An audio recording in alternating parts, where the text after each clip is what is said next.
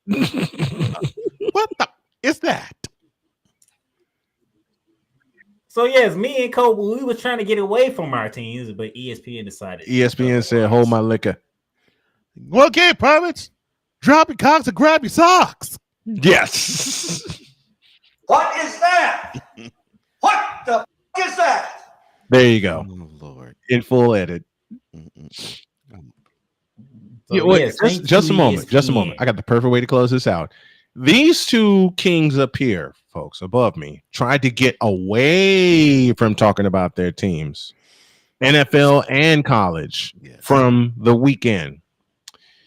ESPN had other ideas by saying, use a troll. Troll! Use a troll. Troll! Use a troll. I said that use a troll.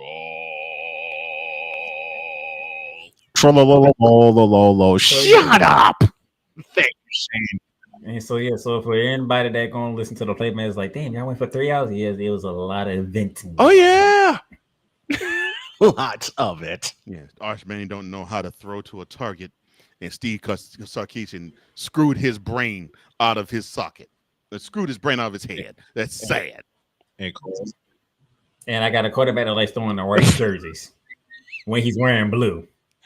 With the, all I said, playmaker, first 3 letters of his last name should tell you how his performance was on Saturday night. Why not the first 3 letters of his last name? Shout out to the man that's in charge of Snowman Multimedia for joining us this week. Brian Snowman, catch him Monday through Fridays, Snowman in the morning with the big dog Shane Lake who's in the chat. Also, Victor Locke, which he's been missing. He's in the office this week. Tell we said what's when I say mission in action. Oh yes, he is. Chat. He's not been in the chat. Yeah. When I say not yours, I'm talking about shooting the lights out and bearing down the Gridiron. What's up though? Will do. Because he always like being in the chat and listen to me and Coach Johnson go off about something, and he been missing out. He'll catch the replay. And to invoke more of Paul Allen, what we saw on Saturday night in Baton Rouge was Florida's lack of touchdown.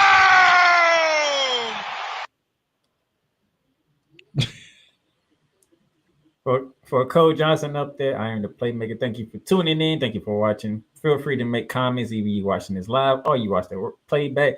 If you want to know where else you can listen to this at, Spotify, Apple Podcasts, Amazon Music, iHeartRadio, and wherever else you can find podcasts. This has been Bear Down the Gridiron.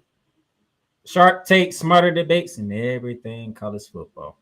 We'll see you next week to recap week 4, and hopefully nothing else stupid happens. Starkville, Mississippi. And hopefully me and Coach Johnson, we can have a peaceful win. That ain't gonna happen. Good Lord, yes.